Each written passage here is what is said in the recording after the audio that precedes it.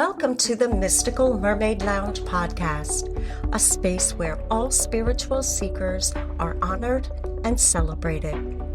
This podcast was born from the journeys of your hosts, who have each faced her own dark night of the soul, but they've emerged with an unshakable belief in divine connection, cosmic inspiration, and her true life's calling. Join us on a journey of personal growth, transformation, and magical self-discovery. Your first co-host is Chloe Brown, a gifted intuitive empath and shadow work life coach. Your second co-host is Keone Starr, an intuitive energy worker and acclaimed past life regressionist. The Mystical Mermaid Lounge podcast starts now.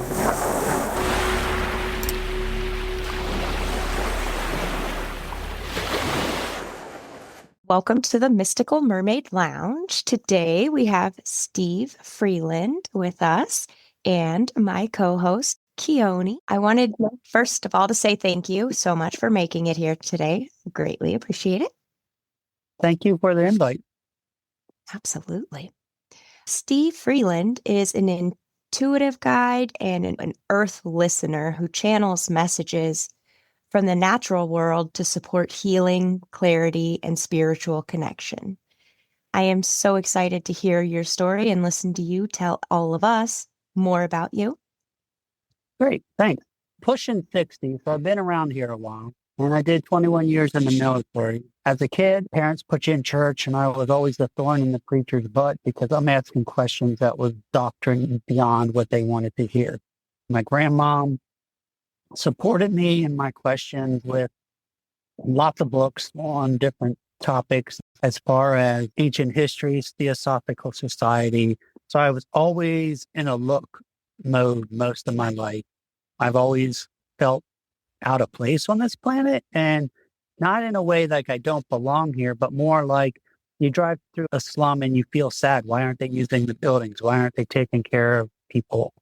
Why are churches only being used one day or maybe 2 days a week and they sit when you have homeless all around them? That was my level of something is wrong here. Why aren't we taking care of our fellow man? I've always had that. Yeah. As I was going through school, I was leaning towards either aeronautical engineer or oceanographer. Then I narrowed it down to wanting to do chiropractic and things like that. The successful family, let's say, were highly against the chiropractic end. And I always was finding school and college boring. So I, on a whim, decided to join the military, got in, they told you the rules, and I was like, well, this is cool. These are what we expect of you. This is how we want you to succeed. This is cool. All right, great. So I got to play in there. I got to work on airplanes. This little country bumpkin got to travel the world. Towards the end of my career, I consider it the blessing to go to Korea. And when I went there, I met a mystical guru. He helped me and I offered to pay him. And he was like, no. And I pushed the money to pay him. And one of the most profound things he said to me was, who are you to deny me blessings? I wanted to help you. So I did. So who are you to deny me blessings? I need blessings, and me helping you may be the only way I can have the blessing. So I took that to be able to, how can I help everybody? If I'm able to help them and get blessings, let them help me. We do that, get the blessings going. And with that, got out of the military, got my little VA box of pills, started working in the civilian world, and realized my helping everybody and having blessings was a hindrance because the civilian world was all about, I got a secret. And that's how they keep their job. So battled for a year, got out, obviously didn't do too well because when you have a safety inspector that knows how to do OSHA inspectors in companies and they're all about profit and loss, well, I'm causing a lot of loss because I can see all the violations and we're getting them fixed. So I got unemployed for a while, which turned into a blessing because the church I was going to, the preacher in charge, his brother had a warehouse that needed somebody to come work for him. So I came in and started working in his warehouse. And they did alternative medicine and alternative remedies. And I was like, okay, this is cool. So I streamlined the warehouse process because of all my military experience and logistics, and they were loving that. Then they had their receptionist quit. So they started having me answer the phone. And I was like, okay, cool. Still having military computer savvy. They had their product book in a Word, and someone asked a question, I could put the search in and it would tell about it, and I could answer their questions. I got more and more involved. And then the bosses were like, hey, we want to move you into production and the product stuff. Do you have any questions? And I'm like, well, yeah. How do these things work? I mean, if you want me to sell them and work it, I want to learn about alternative remedies. So the company had what was called a SpectraVision, and they hooked these little leads on my finger, and the guy was touching all these points on my hands and doing these tests and came up with this clear. He came out with a bunch of herbal remedies and goes, here, take these. These two might cause a headache for a while. In the military, I had an allergic reaction to anthrax and almost had what one of the doctors said. He couldn't tell me if I had a brain aneurysm, minor stroke or something, but my reaction to anthrax was bad. And my system's been a mess since. And I've always had this specific headache. Within 3 days, the headache was gone. The feeling from the meds that the military put me on, that fuzziness went away. And I'm like, okay, what are these things doing? Because I haven't felt this great in a long time. So he told me, and I was like, sweet. Started getting myself off the pill, got on herbal remedy. The owner of the company, and unfortunately he's passed, was Lee Woolley. That's the book he wrote, Mindscapes. And I had the honor of working with him. And he created a process called ECPR, Emotional Center Point Release. And it was talk therapy, and it was amazing. He did some amazing work for people. I'm like, I really don't want people to have to relive this. What do I do? And I got involved with a sound healer that said, well, I know these tuning forks. Come down and have some tuning fork stuff. So she did a session on me, and it was great. And then she turned me on to Eileen McCusick. And her work was like, oh, this is cool. But I wanted to go on the emotional end. I'm like, there's got to be something around this. I could feel this. I could understand it, but I didn't want to go like the clerical doctor effect. I didn't want to be a holistic practitioner in that regard. I wanted people to be free of their stuff. So I got a hold of this book by Dr. Richard Gerber, Vibrational Medicine, and it took it to some deep science. And I was like, oh boy. So combining with the information of the emotional release with Lee Woolley and Dr. Gerber, using it in paraphrased terms from Lee, is everybody has 3 levels of trauma. Real, it happened to you. Someone beat you up. Someone called you a demon. Someone told you no. You experienced it in this life. It happened to you, and it resonates somewhere. Okay. And a lot of healers, we all understand those processes because we can remember them, and we go and work and clear them. The next one are perceived. They're a gray zone. They're perceived traumas. They're the harder ones because you may not believe in what you heard, but because of your schooling, because of parents, because of society, your brain heard it so much that the brain adapted it and you didn't realize it. Little boys act this way, little girls act this way. Good children act this way, bad children act this way. And the brain heard it repeated enough, so it kind of created an issue. And you don't realize it's running. Or you were too little to understand the process. You know, one of the ones I talk to with clients is, if you're a little kid and you walk in on mom and dad having an intimate moment, your brain is not going to process that correctly. And that's going to cause traumas. The last level is the inherited. And that's the hardest one because it's either been repeated, the processes have been repeated so much through the genealogical line, or the trauma was so severe, like witnessing a murder or a concentration camp or something like that, that it impregnated in the DNA and it's going through the generation. And the way I explain to clients for that is, if something happens and someone triggers you and you explode and go crazy and you're just as shocked as everybody else around you, it was probably a generational release. because bump, bump, here it comes. So we have all these layers of potential traumas, and you have all these bodies. You got the physical body, you can deal with that. You got the emotional, you got the spiritual, you got the etheric, you got the astral. So depending on how bad the issue is, it can still be holding a resonance and it keeps attracting people. So it was like, what do we do with that? People can't remember the grays, have no idea the gray ones that they're running. They definitely don't understand the generational ones unless they've been exposed to it. And they're working good on their personal ones. So how do we help these vibrations? And that's where I'm doing a lot of research, finding a lot of tuning forks. I'm just a facilitator. You are the God. You determine how much you want to be released. And until I tell you no, because I've had a client that realized the type of session she was looking for, and I would do a clear through. And then she was like, that got released. Let me release another level. And I try and balance her again and release it all again. And about the third time I'm sweating. I'm like, okay, stop releasing. I need you to wait for another session because energetically I'm flying out and we need to finish and seal this session. Yeah, you have to take care of yourself as well. Yeah, because the energies that fly through, now she's a good friend. And I'm like, here, I'm going to let you start working to get an idea. And she started, I talked her through and she was about the third layer in. And she's like, oh my gosh, this much energy passes through you and it causes you to sweat this. Yeah. Okay. Now I apologize. Don't apologize for what you did. I just thought it was amazing once I figured out what was going on, that someone could just start dumping all the layers of stuff. That was awesome to know it can be done. That's how I look at each session is what can we do?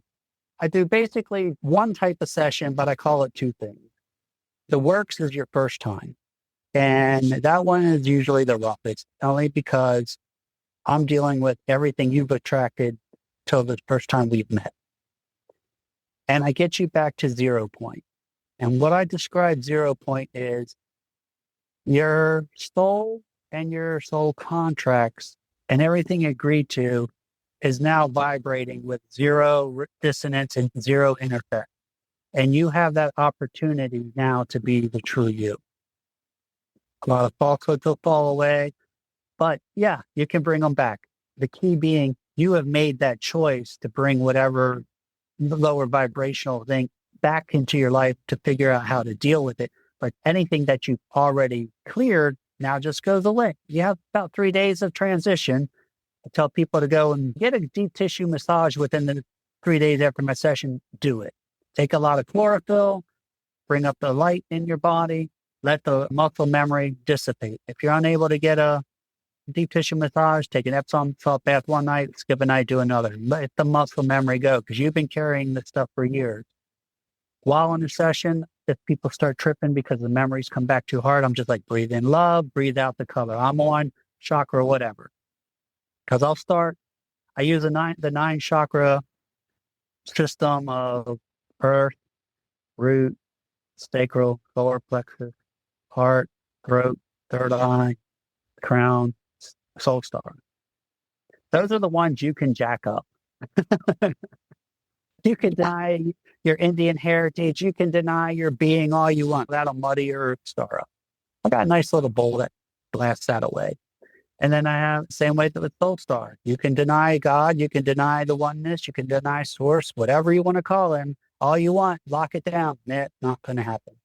And all these nanobites are floating around from COVID yet. When people come out of these sessions, it sounds to me, and the energy I'm picking up is that it could very be life-changing, these processes.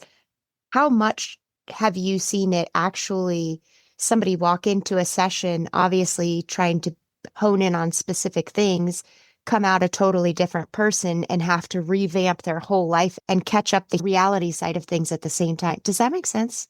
Yeah, it does. So I tell everybody, be gentle with yourself. You've had a session. I've just cleared the filters. I tell you, be mindful of all your interactions for the next 3 days, 3 weeks, 3 months. That's pretty much where each session goes.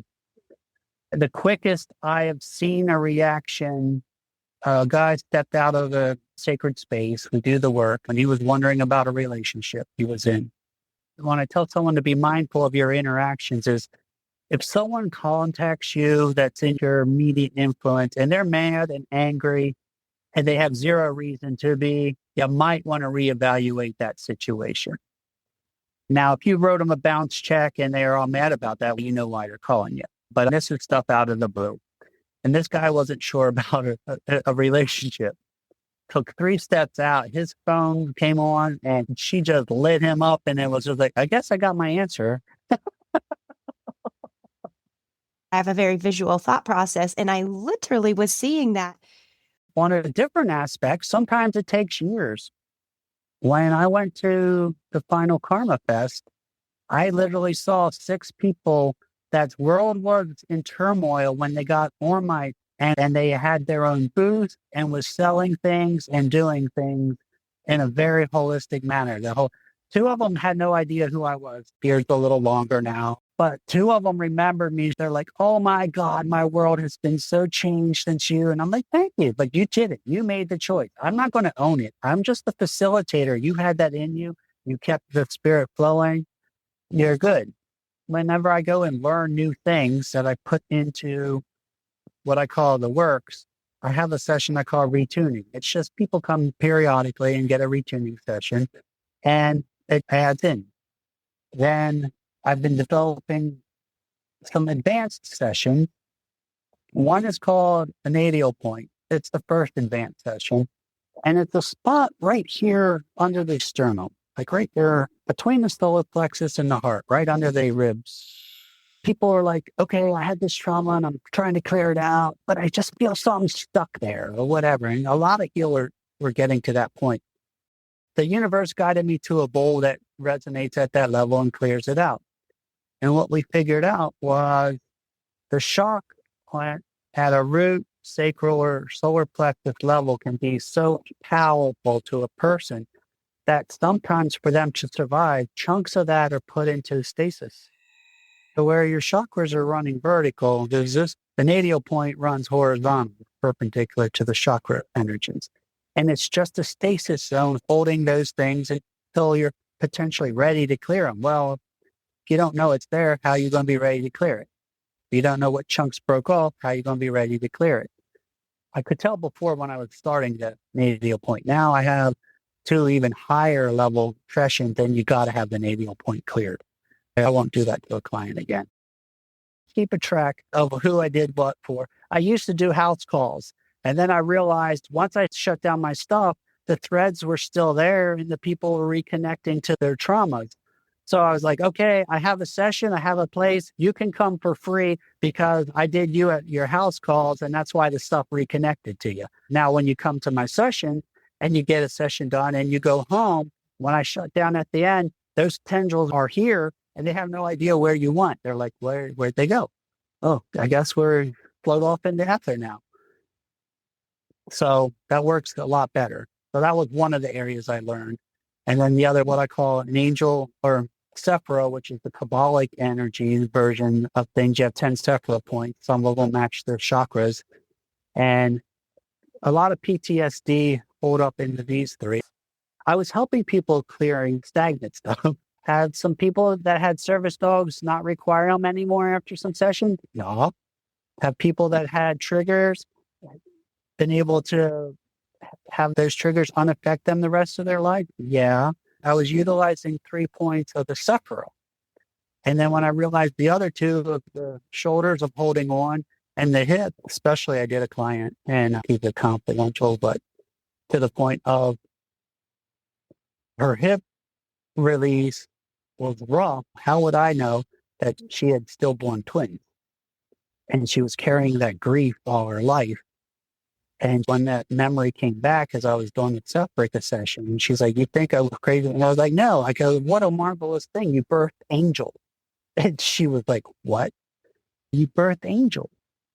They got to have their physical body and they died right away without having a single trauma upon this earth. You birthed angel.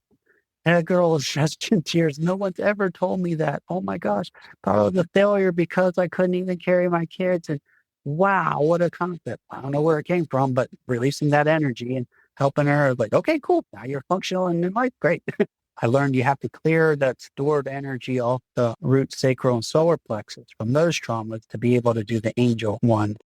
I have 10 archangels that work with the separate point. When someone comes and gets their works, I do an initial assessment.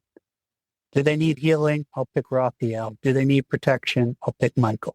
If it's someone that I've known that's been vetted by a fellow practitioner and I can sense they're coming for more understanding, I'll let them see if they like Metatron and go from there. But the first session I usually pick because I don't know what else I'm getting into. We don't know what's stored. We don't know what's locked in. So we continue it under that regard. There was one session. My sessions, if we're on a timeline, they will warp time. My wife Candy got to experience that. We went down to Virginia Beach for a practitioner, and they had a weekend scheduled for me. I'm like, I'm coming into town. We're going to do this. I had gone the year before and had some decent success, but they were friends. But the second time I went down before COVID, they had back-to-back sessions. I think I did 28 sessions in 3 days. I was just wiped. But this one session, I've learned the hard way. This one was good. One thing, I vet anybody. I do not accept gifts from someone that has no clue what vibrational or alternative medicine is, because it is that powerful. When I've taken away all your falsehood and you're a person that your illness was your being and your identity, and that falsehood is gone, it jacks you up bad. Only people that willingly understand, they may not understand the full dynamics of what's going to happen, but they have an idea. Okay, you're going to remove all falsehoods from my life. And yes, I would like that. They understand that. That's enough of a prerequisite to get on the table and allow me to bring these vibrations in and see what gets knocked loose. With the nadial point, when it holds those resonances, it prevents the root, sacral, and solar plexus from fully balancing and coming into their full power. Why are those levels? Because those are the physical beings. Once you start in the heart, everything's on a high vibration, love or above. Fact, love or above.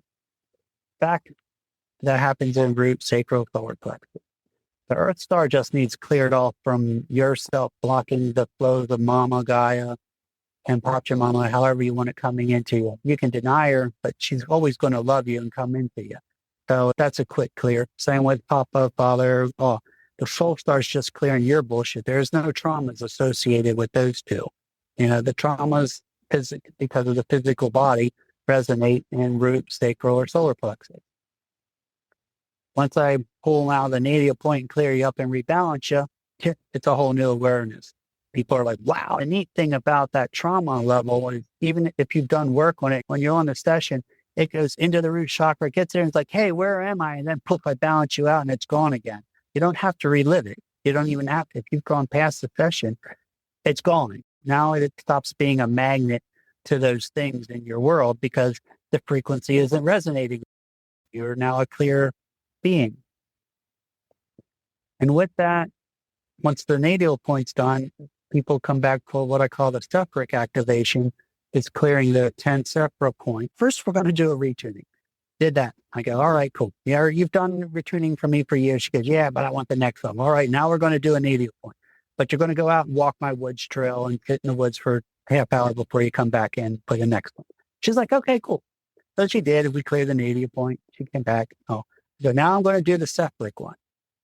You're wanting it all. I usually tell people wait 3 months, but okay, cool. Well, I did the separate one. I go, don't be surprised, because after I've activated the spheres, the next thing is bringing the angels in to empower them with the angel clear. And when she came back after walking the woods, she's like, yeah, you're right. We're going to wait on the angel one. And I probably should have waited between the net.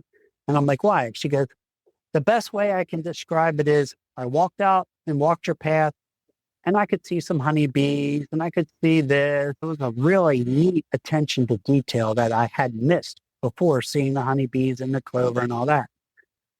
Then after the separate one, when I went out, I could see every leaf of the clover. I could see the ants. I could see all that. She goes, so I don't know what I missed, but I don't want the angel right now because I need to process this one.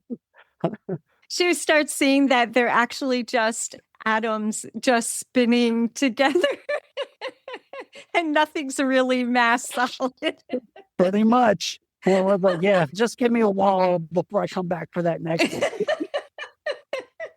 The one thing that I hear people talk about is cord cutting. And a lot Yeah, of people know it in a number of different ways. And I think right. the way you described it perfectly was putting someone right back into the same house with the same strand still hanging there. It's just like Yeah, plugging right back into the trauma. exactly. Could you explain that for those who may not be super familiar with that process of how you are able to energetically find those chords and how you're actually alchemically changing that connection? In the beginning, when I started it years ago, the sessions took hours because when I tune in, I noticed if I hit the tune and brought it up, I could see the color. So I could see the color coming into the people. And I was like, well, that's pretty neat. Wow. I just did that with a little ding. Yep. I was like, all right. So I could see where it was going and where it would resonate with the person. And I'm like, okay, well, that adds to Steve's weirdness. That's cool. No problem. Let's use this in a positive manner. And I would literally go with the selenite and cut each one. And it took hours. Now, with the different tools that have been guided to me and different practices, I can do a normal session in about 45 minutes to an hour. I understand with the different forks that I have. I have a wand that I've made myself. I've modified my Archangel Michael sword. I have a chakra selenite. I have all these different tools, and I recognize through their vibrations what they can cut. And I also have another one of the rows of forks are the weighted body forks for the specific chakra. So if I see too much going on, I can see that area of cord. Now, one of the things I tell a client when they get on the table is, if you start feeling pain, I need to know about it. Let me know.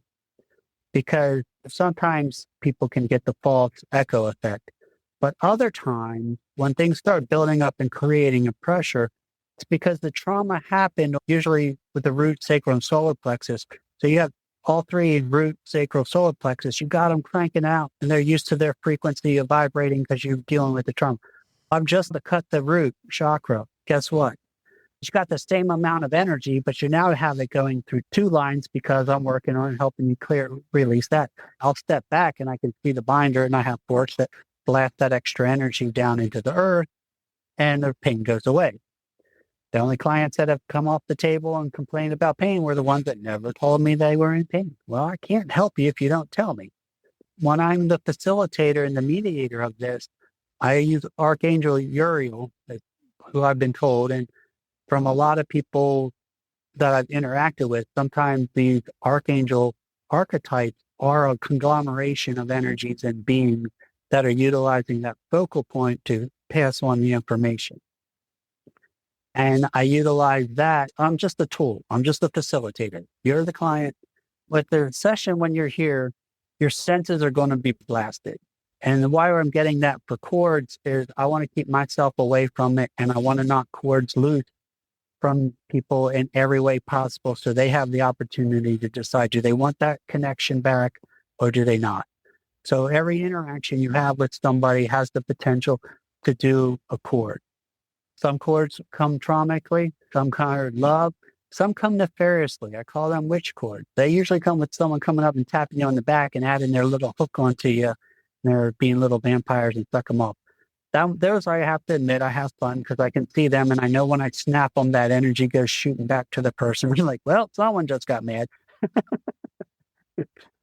But I keep myself out of it, so hopefully this will come through. And I constantly say, Mani Padme Hum. And this is important because who am I to think I have all the answers?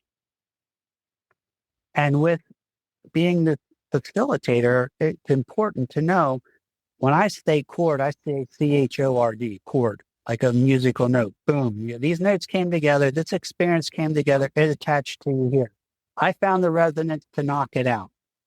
That gives you the chance to be at 0 point. I've knocked these chords. I've locked these resonances out. Now, mom and dad, I can't do a darn thing about. You got your DNA and genetically connected to your birth mother and father. Now, what I can do is pretend it's a rusty rod and I take a sledgehammer to it and knock the crap off of it, but you're always going to be connected to mom and dad. That one will not disconnect. Every other chord in your life, guess what? They can be disconnected and you can reconnect them. I have a little singing bowl that I utilize for the heart. Every little skip is a chord. So the tools I have are cutting so much, so fast. Now I'll listen for downloads. I have a notepad. When I do alchemy sessions for the retunings, a friend of mine hooked me up with a wonderful deck that has this heart wheel. And the heart wheel told where all the tarot on it and how they align in your life. So I started for retuning, but I don't have enough time during a work session to keep track of everything that's going on. And that's the human meat suit is a little limited in what it can withstand. But on retunings, we've already cleared the years of crud, so I can pay better attention to what's going on. And I keep track of when the bowl skips because you're going along with the bowl. Yes. And And it'll skip when you're going around sometimes. when it skips, that's a chord being cut.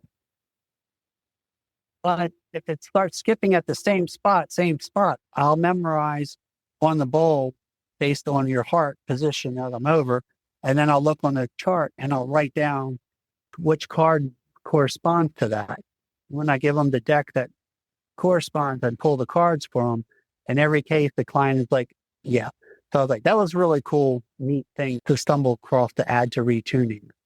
But that's also why with the chords, everybody has free will or free will. If you free willingly want to get it gone, we'll find the vibrations that will take you up to the session. We'll pop it all out and you have that choice to let it go or bring it back. And I've had a client come back. I brought these back, but I'm ready for a retuning. Can you cut them? Sure. You're not mad. Why? You brought it back. You went through the lessons you needed to. Now you realize you're beyond.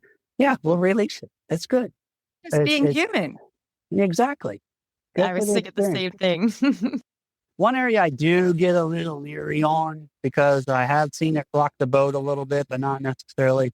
To me, it's always a good thing. If you have a married couple and one wants sessions and the others are against it, I'm like, yeah, this ain't going to go well. Because sometimes it does. But now if the spouse is supportive, yeah, go get what you do whatever. And some of them come. Those that have had their spouses come shortly within, man, you see some couples aligned like it's just in dreams. It's awesome.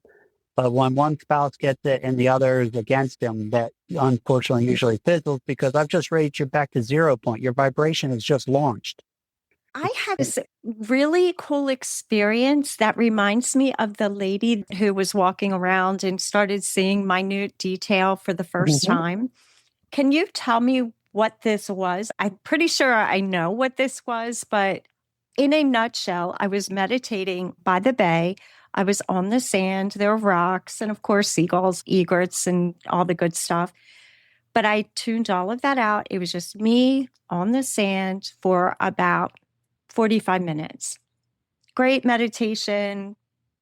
No mind, no mantra, nothing. Just oneness, right?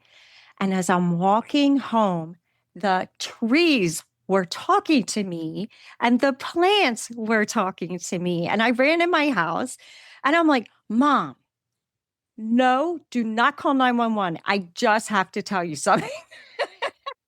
I do not want to go to an institution. Just hear me out first. Of course, my mom's asking me, being Native American, what did they say to you? You know, it was more or less just an honoring of a welcome. I'm glad you see me. I now can get back to that if I can get quiet enough. It was just a strange happening for me because I least expected it. It'll be easier when you walk barefoot to reconnect that way. We're all connected. We're all energy. We're all beings. We are at their soul level. We all have the same essence from source.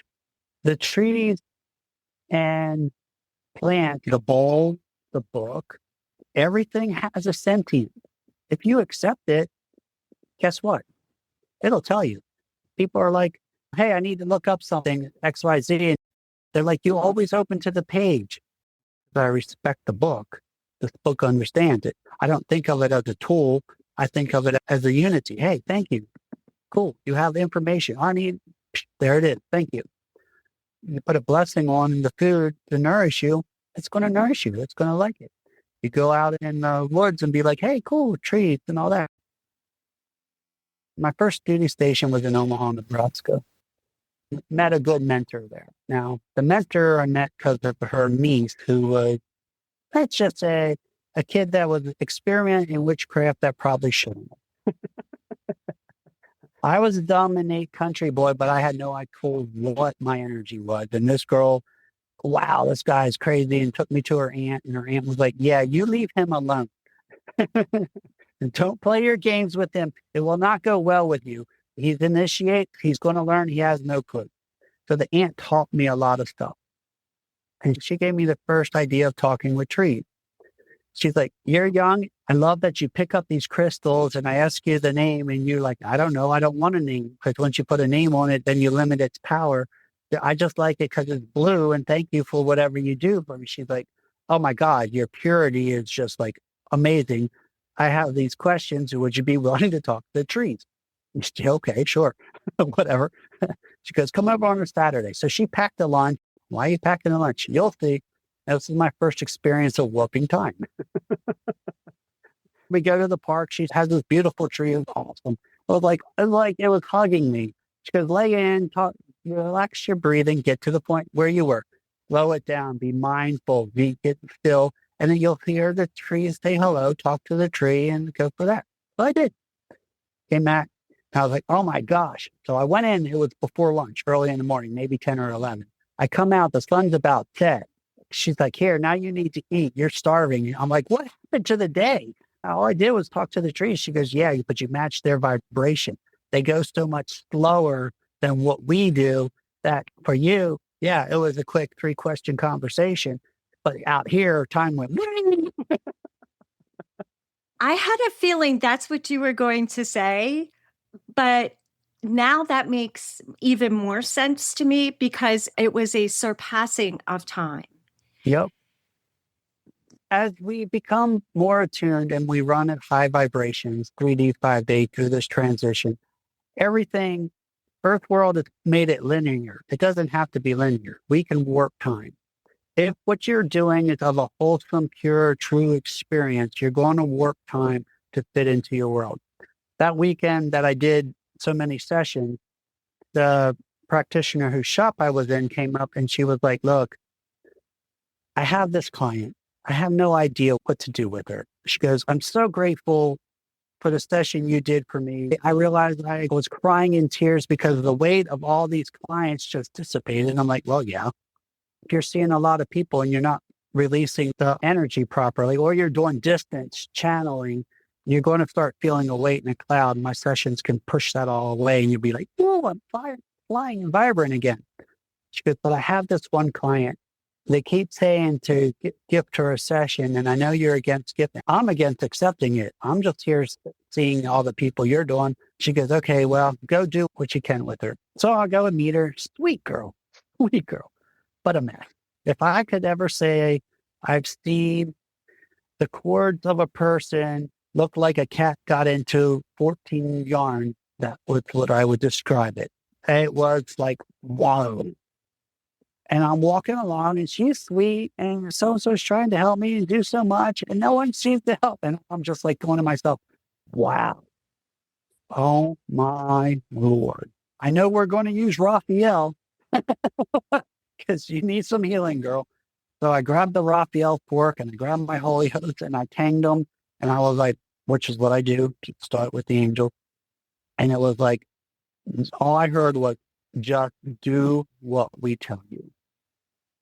Just do what we tell you. Okay. So I picked up the quirks. I couldn't tell you what I do. I just went through, and I went through, and I went through, and I went through, and I went through. And the session was done. She was amazing.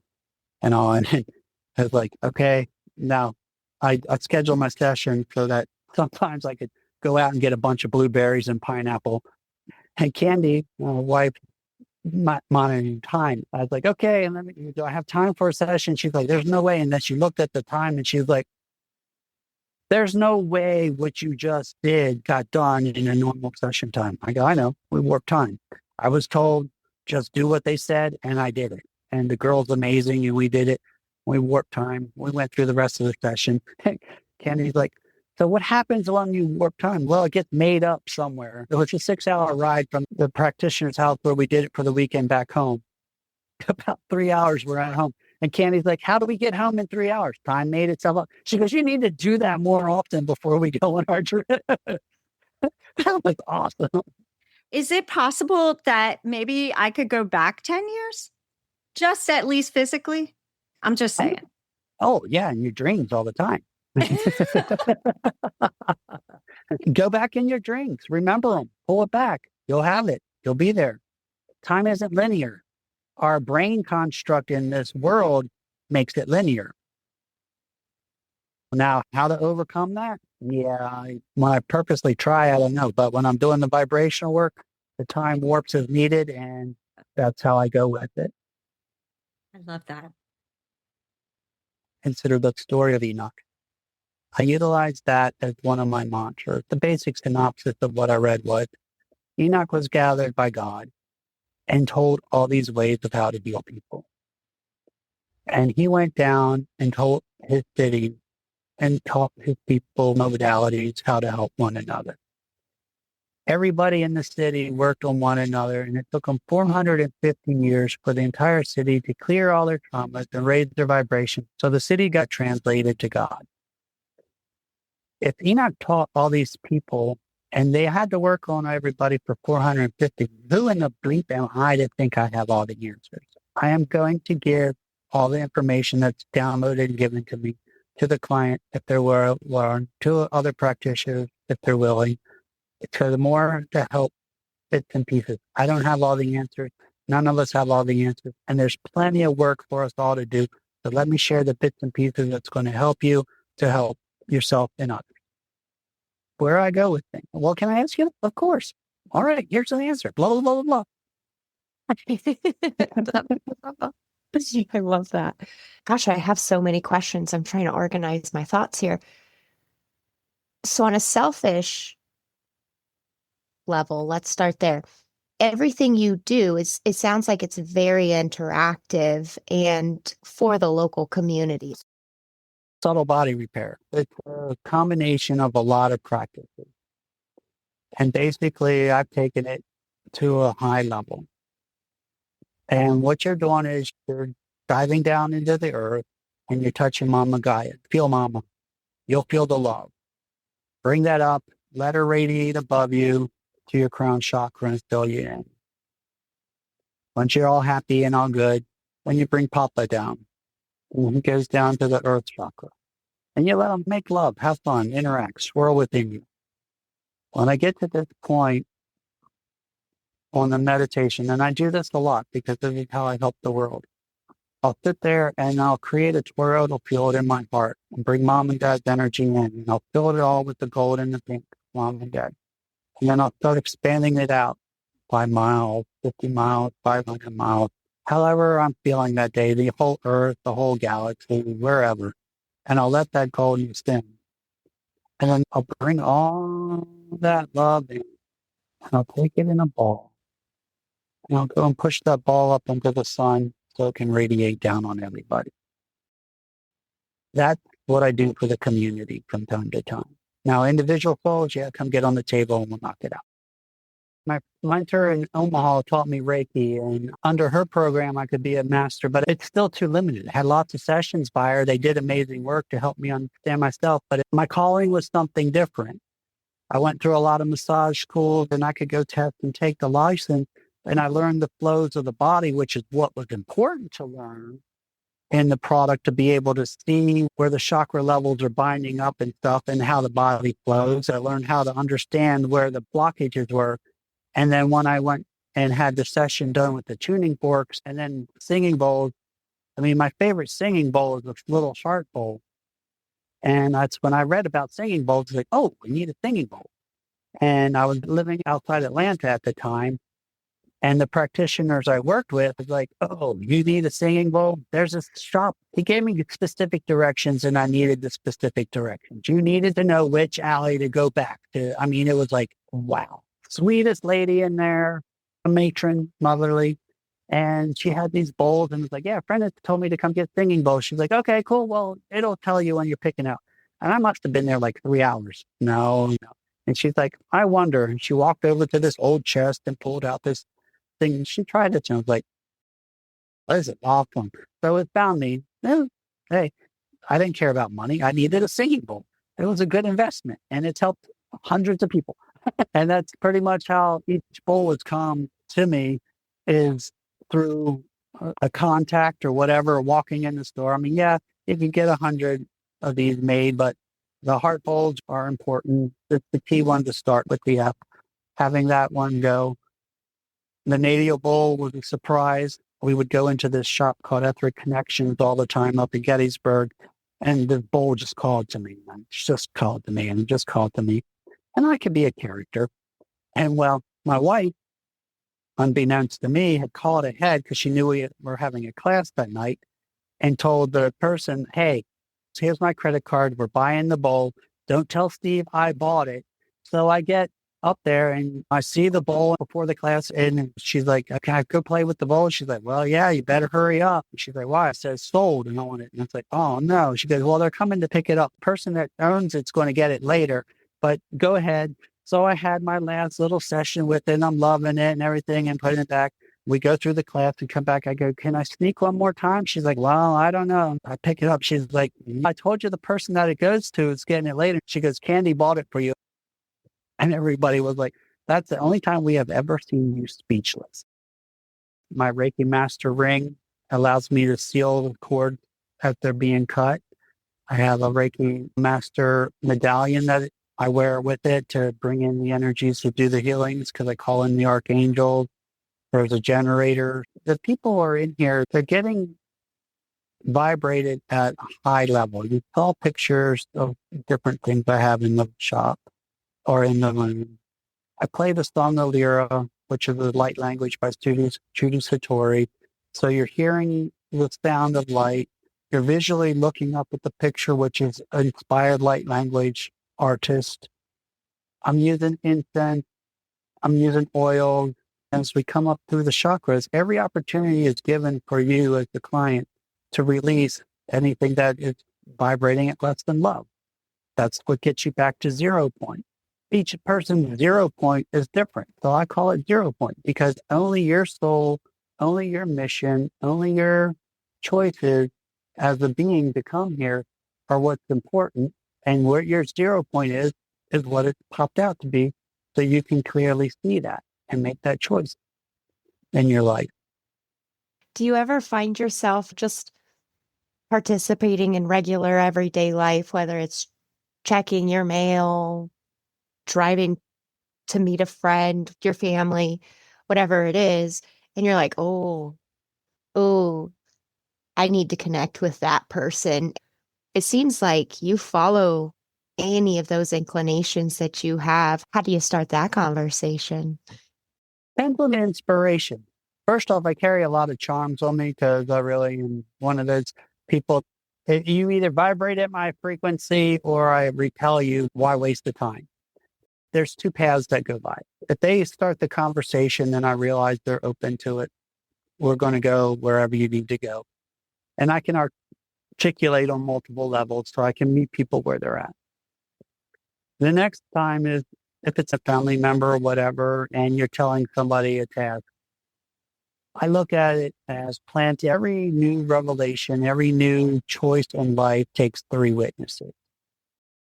You plant the seed, you water the seed, you bear the fruit. Everybody wants to be the fruit bearer. Tell the person something and they're all happy and that's all great. The most important person is the one that plants the seed. And the way I know I plant a seed is because the person gets pissed off and is angry at me for telling them to change. I'm happy. I just planted a seed in you. It may not take root right now, but it got there. You heard the message. Your soul heard the message. Bam. Second person important is the water. You come up, you tell them again. The person may be a little standoffish. They may be whatever, but they're not as angry like when you planted the seed, but they're still processing it.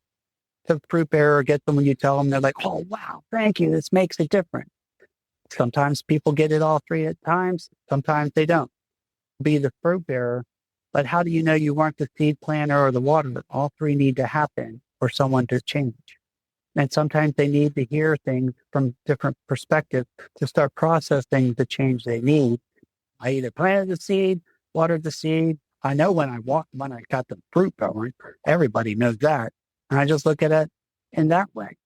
Everybody has to come to that moment when everything you've been taught by society and the world, you have to decide, what do I believe in? What am I going to accomplish? Not that I am the answer to all, but what gives me purpose? What gives me fortitude? What gives me joy? There's a book I read many years ago called The Earth Steward's Handbook. And the idea was basically being a steward of the earth. Realize you're only here for a drop in the bucket. So you come in with nothing, you go out with nothing. So everything else is for you to make better for everybody else. Question they had, if money wasn't an object and fame wasn't an issue, what would you do to make the world a better place, that you would do it just for the joy of doing it? For me, it's helping people. Alchemy is a good way, teaching them, give them a bit of advice, supporting them on the path. It's helping those that want to help and want to contribute to the world to be a better place. And we have enough of the people that are stuck in their ego. Okay, go have your ego back, but those that are really trying to help, that's what we should do. Help everybody.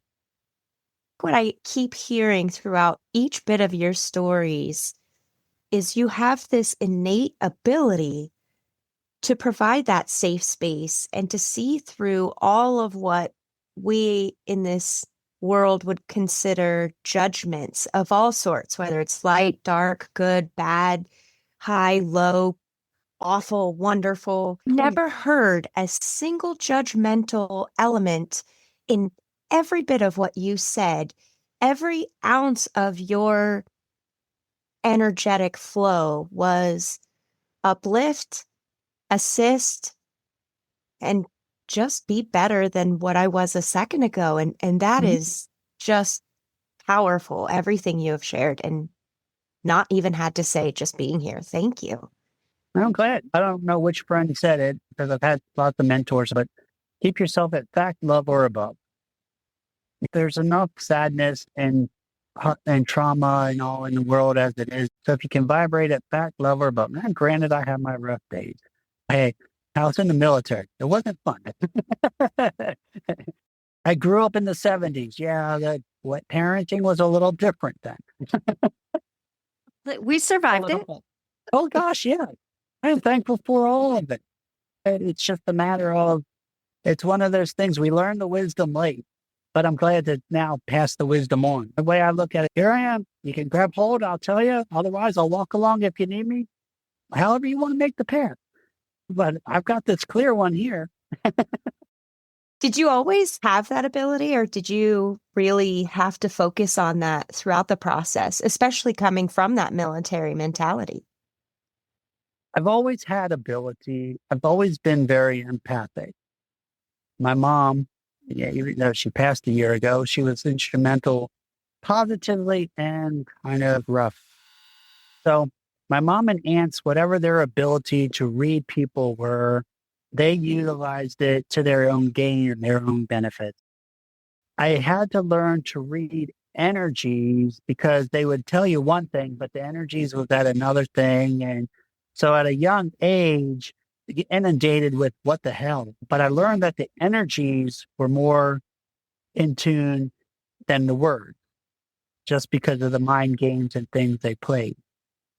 So my friends, once it became the teenager year, when you're learning this stuff and playing, and with people, not necessarily in a bad way. It's like I could always help my friends find their right girl or whatever, the girl, the right guy, and help the matchmaker. Couldn't do shit for me, but I did good for them. They always called me wizard because I could think of things and feel the stuff. And I was like, okay, well, that's cool. My mom went through a year that everybody said she had the angel room and this was great. And she loved angels and all this stuff. That was such a wonderful thing. And it was, but y'all don't know what happened to get mom to love angels. Off I go in the military. And you have to understand, I'm in basic training. And when I'm in basic training, the angels came and visited my mom. And they told her, you had a mission with him and you did wrong. And he is beyond reach now. And it's your fault. You need to go fix this. I don't know how many strings she pulled. All I know is I get this message on a Saturday. Hey, you need to go to the visitor center. So I'm in my blues and it's July in Texas. And I have to march an hour and a half across space to the visitor center because we're in basic training. We don't get vehicles or buses. You march everywhere. I'm sweating. I'm hot. I walk in. I sit down and mom's there in tears. The angels came to visit me and said I messed up and you need to change. And I'm sorry. And I'm like, I just walked an hour and a half in the heat for this. I go, you're forgiven, Mom. I'm sorry. I'm like, how many strings did she have to pull to be able to have a parental visit while I'm in the midst of basic training to tell it? So obviously, looking back, it had to be important. So I looked back to unravel things. The power of prayer. Be careful what you wish for. I've had quite a few tumultuous upturns in life. I made it in the military, but what was going on in life beforehand would not have gotten me in the military. I kept myself clean, but my associations and things were very sketchy. I graduated high school and I went and lived in Ocean City, Maryland for a summer. Need I say more? If you grew up around a resort town, you know things happen there. And it was like, I was sitting on my balcony one day and I go, okay, I want to go in the military. How do I get myself out of this situation? A few days later, I got hit by a car, broke a neck, put in the newspaper, poof, I'm gone. I was like, at the time, I didn't realize it was the answer to a prayer, but it answered it. Yeah, that's so interesting you say that. I don't think I've ever said this even to Keone, but before my military days, I was playing with gang life and doing some horrific stuff. And then pendulum swung to the exact opposites as far as it can. And then the person I was with at that time somehow pulled so many maneuvers that he was able to get a visit set up in the middle of boot camp to the point where they actually made the rest of everybody in my boot camp command class sit around us in a big giant circle in chairs. I remember thinking for years, like, how did all of this happen? I believe every one of us will have that moment of, oh my gosh, I can relate to this, and spark that beautiful memory that we have in our past to help uplift us in those moments and to look at ourselves through your perspective of a better vibration and glass half full. Yeah. I mean, why has it got to be full or empty? The glass is. The love is. There it is. One of the biggest things is I have a friend that could basically reflect. And I was like, you give the greatest hugs. This is so awesome. And she goes, all I do is reflect what you give everybody. I'm like, what? She goes, that's your love. She goes, you learned the lesson. You can only love another as much as you love yourself. So figure out how to clear the stuff. Own who you are. My wife, she'll be like, you make it look so easy. Have I ever said it was easy? Well, you did this and that. Like, you weren't here. You weren't in my world 20 years ago when I was curled up in the fetal position, crying on the floor, going, what is this mess? Where did this energy come from? Why am I having this memory? Then you learn oil. Yeah. You want an amazing download of gunk that you're holding on to? Take some geranium oil. It will clear. It'll let you know the things that are messing with you. Not much, just a small amount. Just smell it first. See what you're bringing. Eat beets. See how mad you get. Well, that delivers the anger out of the liver. That's why we can't have one of those things of, do you have all perfect days? No, because some days I'm like, yeah, I need to get this out. I'll go eat a whole jar of beets and go out and chop wood. We usually ask our guests to leave us with a mantra, but I love the mantra that you said that your friend told you is a perfect way to end this episode. Live within fact, love, or above. So if you watch someone beat someone up and it's a bad situation, you explain it in fact. If you got angry, you own the anger and you explain it in fact. But everything else that you spread as you talk about is love, joy, peace, grace, fact, love, or above. That's it. Perfect. So how would somebody reach out to you or find you? They can message me on Facebook and Steve Freeland. Yes, I believe your profile picture is a little hippie couple. So if you see that hippie couple and you want to reach out to Steve, you have the right person. Your message is poignant and beautiful, Steve. We thank you so much for coming on this episode and sharing your light with everyone. Thank you so much. Thank you. It was awesome. You have a wonderful rest of your weekend. You too. Thank you, my dear. Hope to see you Bye. soon. Sounds good. Bye. Bye-bye. Thanks for diving into the depths with us today. If you enjoyed this episode, show your support at buymeacoffee.com/mystical mermaid lounge, as every little ripple helps keep the magic flowing. Would you like some more deep, soul yearning conversations? Well, then swim on over to our sister podcast, Past Lives Cafe, where Keone deep dives into those past life experiences. Also, we'd love to hear from you. Please don't forget to rate and review and drop your feedback and comments at our website, mysticalmermaidlounge.buzzsprout.com. Thank you again so much, and don't forget to catch us at the next high tide. Bye-bye.